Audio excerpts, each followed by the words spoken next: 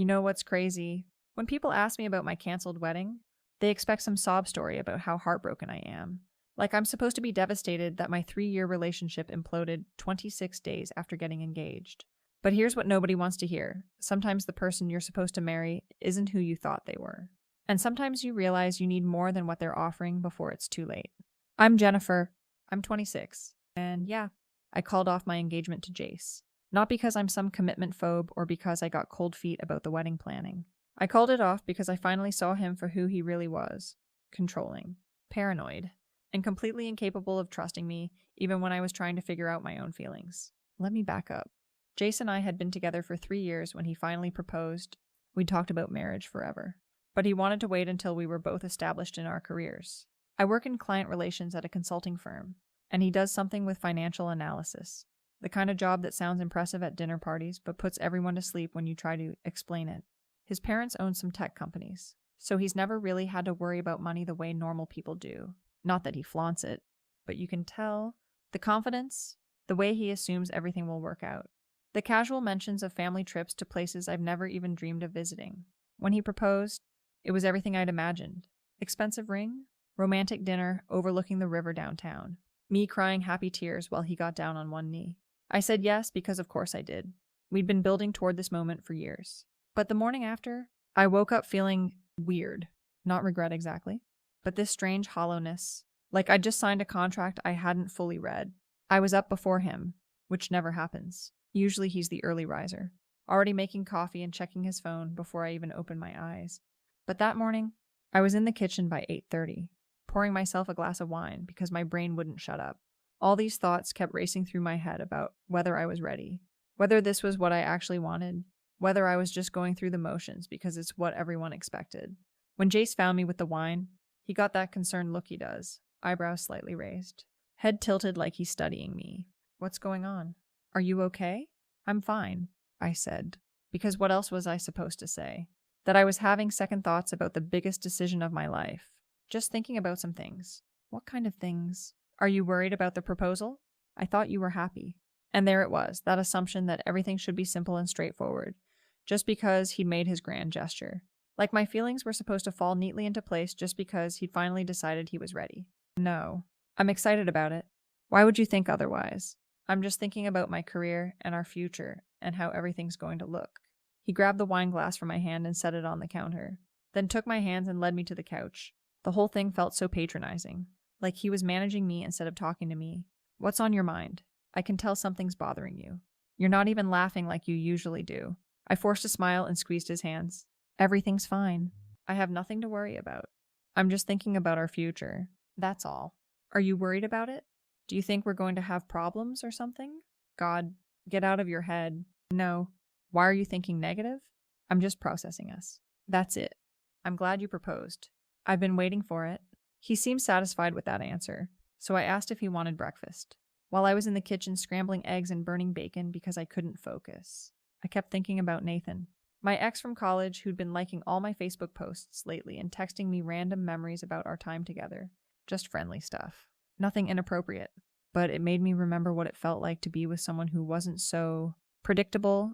The breakfast I made looked terrible. Usually I take pride in presentation, making sure everything looks nice on the plate, adding little touches that show I care. But this morning I just dumped everything together. Overcooked eggs, burnt bacon, cinnamon rolls that came out hard instead of soft. Jace didn't complain, but I could see him picking around the burnt parts and adding salt and pepper that I'd forgotten to put out. When he said he was done, I expected him to comment on how he'd barely touched anything. Usually he finishes everything and compliments the food. Instead, he just got up and said he was going back to his computer work. I offered to do the dishes, and he said sure, then walked away without even looking at his plate. That's when I knew something was shifting between us. Not just because of my weird mood, but because he was being different too. More distant, more watchful. Like he was waiting for something to happen. I called my dad later that day, just to talk. We're close. Closer than Jace is with his parents. Actually, Dad was thrilled about the engagement, going on about how proud he was and how Jace seemed like a good man. Then Jace's father called my dad directly, which was sweet but also kind of overwhelming. Suddenly there were all these conversations happening about wedding planning and budgets and venues. And Jace's dad was insisting on paying for everything. Is your father wealthy or something? My dad asked me later, because he's talking about covering costs that would take me years to save for. I downplayed it because I didn't want my family to feel awkward about the money difference. He's just generous. He's been saving for this. But the truth was, it made me uncomfortable too. Not the generosity itself, but what it represented, this whole other world that Jace came from, where people could just decide to spend tens of thousands of dollars on a party without breaking a sweat. It made me feel small and grateful in a way that I hated. Over the next few weeks, that feeling kept growing. Jace's dad was making calls and booking venues and arranging everything with this casual efficiency that reminded me how different our families were. My parents were excited, but also clearly out of their depth, deferring to whatever Jace's family wanted because they were paying, and Jace himself was getting more intense about wedding planning, showing me options and asking my opinion. But in this way, that felt more like he was managing a project than planning our life together. Everything had to be perfect. Everything had to be decided quickly. Everything had to meet these standards that I didn't even know we had. That's when Nathan reached out more directly. Not just Facebook likes, but actual messages. Saw your engagement announcement. Congratulations? He's a lucky guy. Simple. Appropriate. But it opened the door for us to start talking again. At first, it really was just catching up. He told me about his job. I told him about mine. He asked about the wedding planning. And I found myself venting about how overwhelming it all was. How I felt like I was being swept along in someone else's vision of what my life should look like. You always were independent. He wrote back, I remember how you used to hate when people tried to plan things for you. He was right. I had always been independent. But somehow over 3 years with Jace, I'd gotten used to letting him take charge of things. He was good at it, and it was easier to let him handle the logistics while I focused on other stuff. But now, with this huge life decision, I was realizing how much I'd given up along the way. Nathan suggested we meet for coffee to catch up properly, just as friends, just to talk. I said yes because I needed someone to talk to who wasn't invested in my relationship with Jace, who could give me an outside perspective on everything I was feeling. The coffee meeting was supposed to be casual, but the moment I saw Nathan, I remembered why we'd worked so well together in college. He was easy to talk to, funny, spontaneous in a way that Jace never was. With Jace, everything was planned and considered. With Nathan, conversation flowed naturally, jumping from topic to topic without any agenda. We talked for 3 hours, about work, about life, about how weird it was to be adults making these huge decisions when we still felt like kids half the time. He didn't ask a lot of questions about Jace, which I appreciated. Instead, he focused on me, how I was feeling, what I wanted, what scared me about the future. You seem different, he said as we were leaving, more serious, like you're carrying something heavy. He wasn't wrong. I was carrying something heavy. This growing doubt about whether I was making the right choice, whether I was ready to commit my entire future to someone who felt more like a business partner than a soulmate. When I got home, Jace was waiting with questions. Where had I been? Who was I with? Why hadn't I answered his text right away? The interrogation felt suffocating, especially after spending the afternoon with someone who didn't need to monitor my every move. I was just catching up with an old friend. I said, Nathan, from college? You don't know him. Something shifted in Jace's expression. Not anger exactly, but this sharp attention that made me uncomfortable. Nathan, you never mentioned him before? Why would I? We haven't talked in years. He reached out after seeing the engagement announcement. Jace nodded, but I could tell he was filing the information away, adding it to some mental list he was keeping. It annoyed me. Why couldn't I have coffee with an old friend without it becoming an issue? Why did everything have to be analyzed and questioned?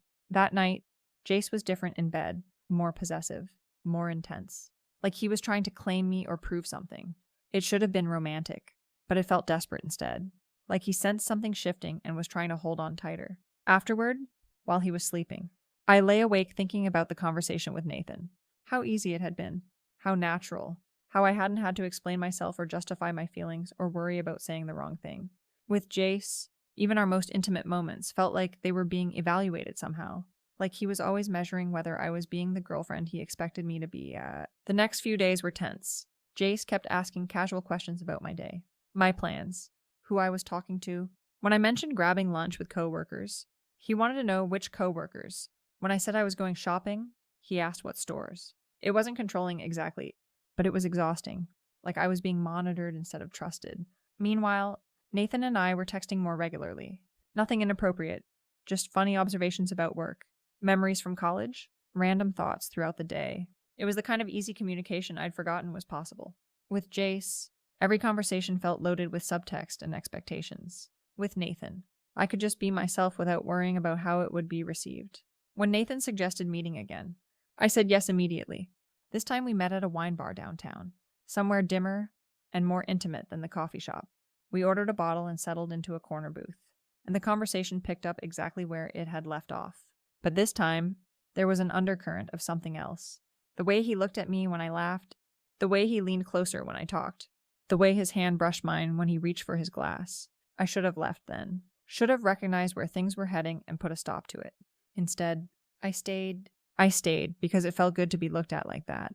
To be wanted in a way that felt spontaneous and exciting instead of obligatory. With Jace. Even his desire for me felt like part of his plan. Like he'd decided I was the appropriate person to want, and was following through on that decision. When Nathan walked me to my car, he stopped before I could unlock the door. "I've been thinking about you a lot since we started talking again," he said. "I know you're engaged, and I respect that. But I had to tell you, seeing you again reminded me of how good we were together. I should have shut it down. Should have said thank you, but I'm committed to someone else, and this conversation is inappropriate." Instead, I found myself stepping closer. "I've been thinking about you too," I admitted. "About us. About how easy everything was. It could be easy again," he said, and then he kissed me. I kissed him back. Not just a momentary lapse, but a real kiss, full of all the longing and confusion I'd been carrying around for weeks. When we broke apart, I was shaking. "This is crazy," I said. "I can't do this." "You're not doing anything wrong," he said. "You're just figuring out what you want." That became our justification over the next few weeks. I wasn't cheating. I was exploring my feelings. I wasn't betraying Jace. I was making sure I was making the right decision before committing to marriage. Every time Nathan and I met, and we met often, I told myself I was being responsible by examining my options instead of just sleepwalking into a lifetime commitment. The physical part escalated gradually. First, just kissing, then touching, then eventually everything. Nathan had this way of making it feel natural and inevitable instead of like a series of choices I was making. With him, I felt alive and desired and spontaneous in a way I'd forgotten was possible. Meanwhile, at home, Jace was becoming more suspicious and controlling. He started going through my phone when he thought I wasn't looking, asking pointed questions about where I'd been and why I seemed distracted. Instead of making me feel guilty, his behavior made me feel justified. If he trusted me so little, if he felt the need to monitor me like a child, maybe we weren't as compatible as I thought. "You're being paranoid," I told him one night after he questioned why I'd been texting during dinner. "I'm allowed to have conversations with people without running them past you first." "I'm not being paranoid," he said. "You're acting different. Secretive. Like you're hiding something?" "I'm not hiding anything. I'm just trying to maintain some independence. Just because we're engaged doesn't mean you own me." The fight escalated from there, with him accusing me of being defensive and me accusing him of being controlling. It ended with both of us sleeping on opposite sides of the bed, not touching. Not talking. In the morning, he tried to apologize and smooth things over, but the damage was done. I could see the doubt in his eyes, the way he was watching me, waiting for confirmation of his suspicions. That's when Nathan suggested we take photos and videos together. "Something to remember this by," he said. "Something just for us." I should have said no. Should have recognized it as a terrible idea that could only end badly. But in the moment, with the wine and the excitement and the thrill of our secret, it seemed romantic. Forbidden and dangerous, and ours. I kept the videos in a locked folder on my phone. Password protected and hidden. They were proof of what Nathan and I had together. Evidence of this intense connection that felt so different from the careful, planned intimacy I shared with Jace. When I watched them alone, they reminded me of who I really was underneath all the wedding planning and family expectations and relationship obligations. The irony is that I thought I was being so careful. I thought I was managing both relationships, keeping them separate, exploring my options without hurting anyone. I thought I could figure out what I wanted and then make a clean decision, one way or the other. But Jace was smarter than I gave him credit for. While I was focused on hiding my meetings with Nathan, he was conducting his own investigation, going through my things when I wasn't around, checking my browser history, looking for evidence of what he already suspected. The day he found the videos, I wasn't even home. I was at work, sitting in a client meeting, when my phone started buzzing with texts from him. At first, just "we need to talk." Then I know about Nathan. Then I know about everything. My stomach dropped. Not because I felt guilty. I convinced myself that what I was doing wasn't really wrong, but because I knew my careful balancing act was over. I was going to have to choose, and I wasn't ready to choose. I texted back asking what he was talking about, trying to buy time to figure out how to handle the situation, but he didn't respond. just silence for the rest of the day, which was somehow worse than anger would have been. When I got home, he was sitting at the kitchen table with his laptop open and my phone plugged into it. The videos were playing on the screen, Nathan and me together, intimate and obvious and undeniable. "Explain this," he said, his voice flat and cold. I could have apologized, could have thrown myself on his mercy and begged for forgiveness and promised to cut contact with Nathan forever. But looking at his face, seeing the way he was staring at me like I was a stranger, I felt angry instead of sorry. "You went through my phone?" I said. "You invaded my privacy." "Your privacy?" His voice cracked slightly. "You filmed yourself with another man while wearing my engagement ring, and you're worried about privacy? It's not what it looks like," I said, even though it was exactly what it looked like. Nathan and I have history. I needed to explore that before I could fully commit to us. Explore it? Is that what you call cheating now? I wasn't cheating. I was making sure I was making the right decision. "Would you rather I marry you with doubts?" He stared at me like I'd spoken a foreign language. "Would I rather you marry me with doubts? Jennifer, you made sex videos with your ex-boyfriend while we were planning our wedding? There's no universe where that's okay. You're being dramatic. It was just physical. It doesn't change how I feel about you." But even as I said it, I knew it wasn't true. It did change how I felt about him.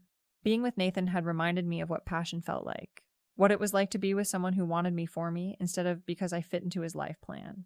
The conversation went in circles for hours. Him asking how long it had been going on. Me refusing to give him details. Him demanding I cut contact with Nathan immediately. Me saying he couldn't control who I talked to. Him pointing out that I'd lied and betrayed his trust. Me arguing that his suspicion and paranoia had pushed me away in the first place. Finally, he stood up and closed the laptop. "I'm calling off the wedding," he said. "I'm calling my father tonight to cancel everything." "You're overreacting," I said. "We can work through this. Couples go through rough patches. Rough patches. Jennifer, you cheated on me. You filmed it. You lied about it. And even now, you're not apologizing. You're justifying it. I'm trying to explain my perspective.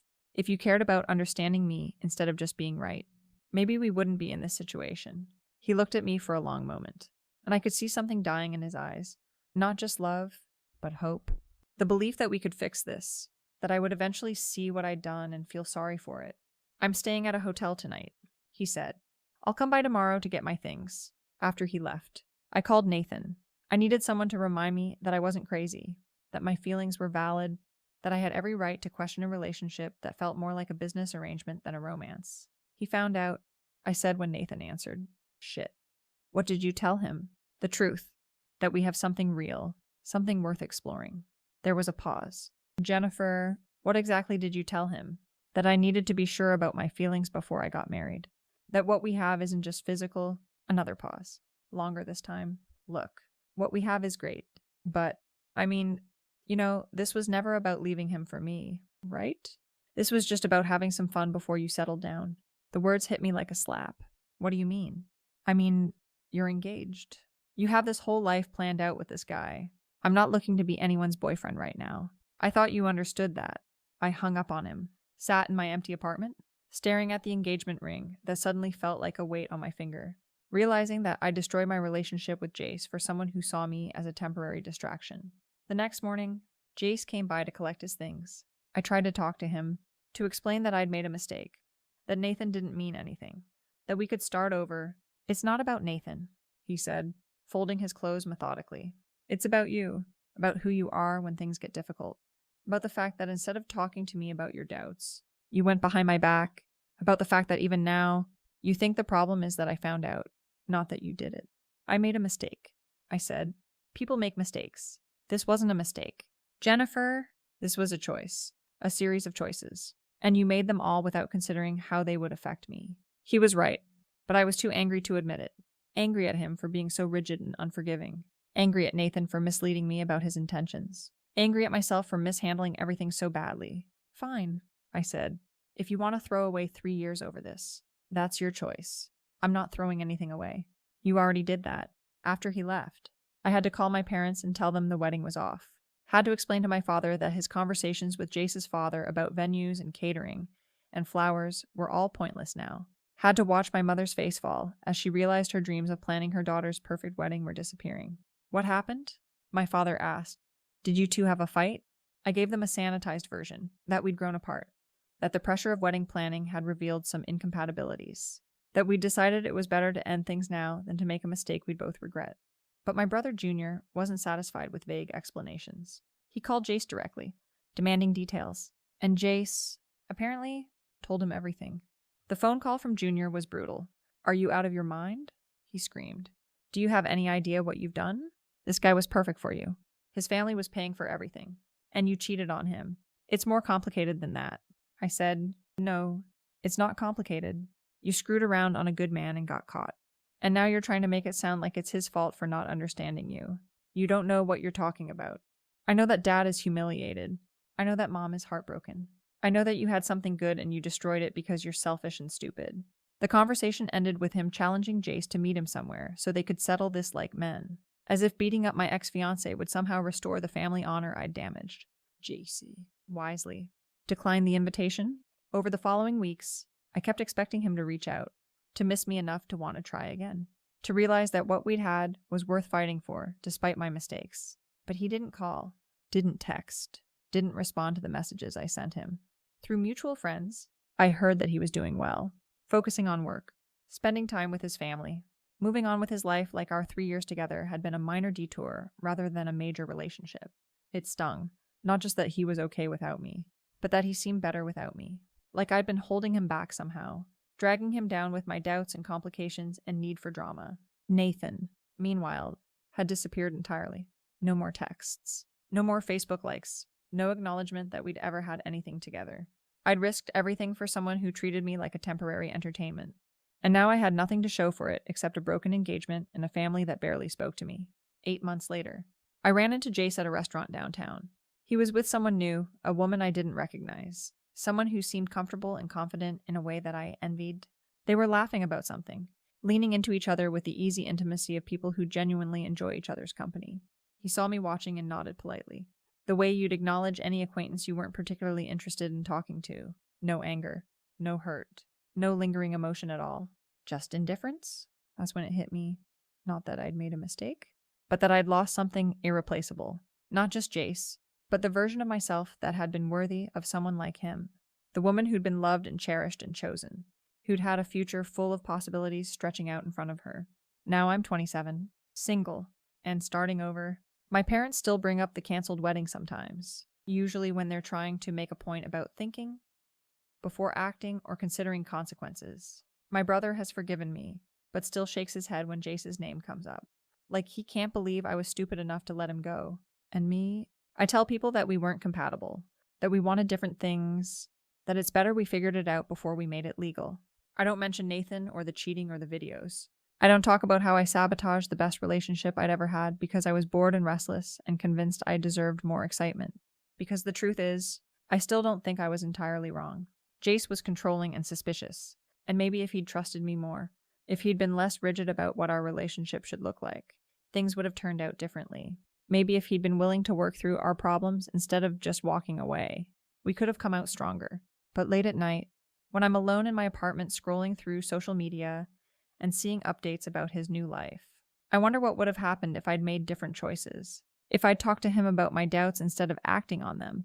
If I'd chosen trust over excitement, commitment over possibility. I wonder, but I don't dwell, because dwelling on it won't change anything. And I refuse to spend my life apologizing for wanting more than what I was offered, even if what I was offered was pretty damn good.